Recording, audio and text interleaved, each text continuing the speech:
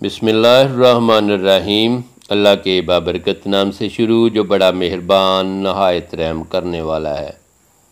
گنبد خضرا اور یتیم بچے کا رلا دینے والا سبق آموز واقعہ۔ مولانا ظفر احمد عثمانی ایسے دور میں ہندوستان سے حج کرنے کے لیے حجاز مقدس گئے تھے جب لوگ بحری جہازوں میں سفر کر کے حج کا فریضہ ادا کرنے جاتے تھے۔ واپسی پر انہوں نے یہ واقعہ قلم بند کیا ہے۔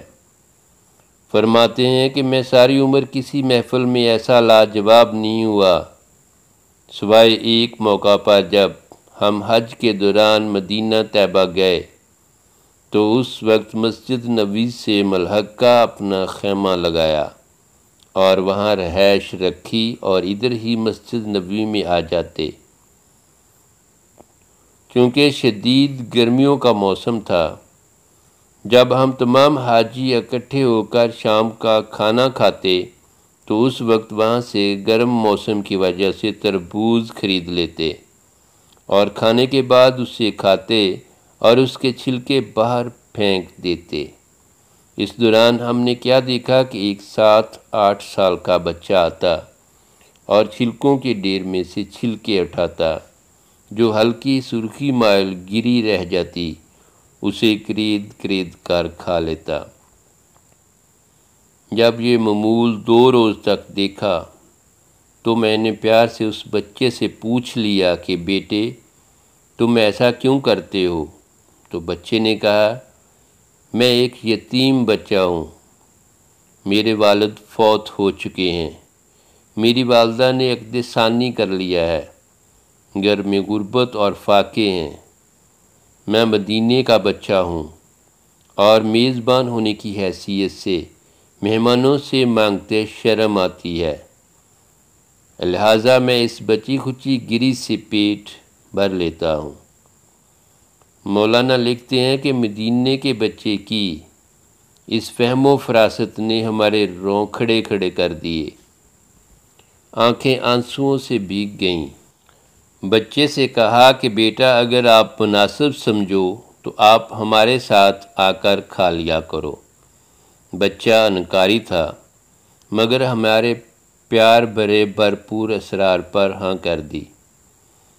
مدینہ کا یہ بچہ روز آ جاتا، ہمارے ساتھ کھانا کھاتا، آہستہ آہستہ شناسائی بڑھتی گئی، بچے سے انس و محبت پروان چڑھا تو میں نے بچے کو پیشکش کر دی کہ بیٹا آپ میرے ساتھ ہندوستان آ جاؤ، میں وہاں آپ کو درس میں رکھ کر پڑھاؤں گا، کالج اور یونیورسٹی کی سطح تک آپ کی تعلیم کا بندوبست کروں گا۔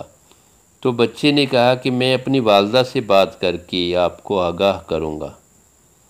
جب ہماری واپسی کا وقت آ گیا تو وہ بچہ اپنی والدہ سے اجازت لے کر سامان سفر باندھ کر آ گیا۔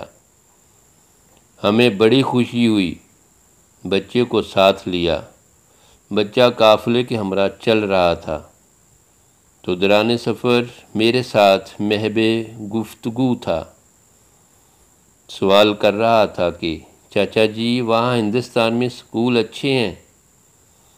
میں نے کہا کہ بیٹا بہت اچھے ہیں، وہاں مجھے اچھے کپڑے پہننے کو ملیں گے؟ میں نے کہا ہاں بیٹا۔ اس نے پوچھا کہ مجھے وہاں فٹ بال کھیلنے کے لیے گراؤنڈ میسر آئیں گے؟ جی ہاں بیٹا، ہندوستان میں فٹ بال کھیلا جاتا ہے۔ بچے نے کہا کہ مجھے وہاں طرح طرح کے معیاری کھانے اور اچھی رہائش ملے گی؟ میں نے کہا کہ کیوں نہیں بیٹا، یہ سب سہولتیں آپ کو ملیں گی۔ اس دوران چلتے چلتے سامنے گنبد خضرا نظر آ گیا۔ بچے کی نظر پڑی تو سوال کر دیا کہ چاچا جی سے سامنے والا گنبد بھی وہاں ملے گا؟ میرے پاؤں سے زمین نکل گئی۔ بچے کے اس سوال نے مجھے لاجواب کر دیا اور میں نے تڑپ کر کہا کہ بیٹا اگر یہ گنبد وہاں مل جاتا تو مجھے یہاں آنے کی کیا ضرورت تھی؟ بچے نے میرا جواب سنا تو اپنا ہاتھ چھڑایا اور کہا چاچا جی مفلسی، بے بسی اور یتیمی قبول ہے، مگر سرکار مدینہ کا دامن چھوڑنا کسی صورت گوارا نہیں، میں مدینہ کو نہیں چھوڑ سکتا۔ علامہ صاحب لکھتے ہیں کہ بچہ ہمیں روتے ہوئے دم بخود چھوڑ کر بھاگا اور نظروں سے اوجھل ہو گیا۔ علامہ صاحب باقی مانت زندگی یہ واقعہ لوگوں کو سنا کر روتے رہے۔ صلی اللہ علیہ وسلم۔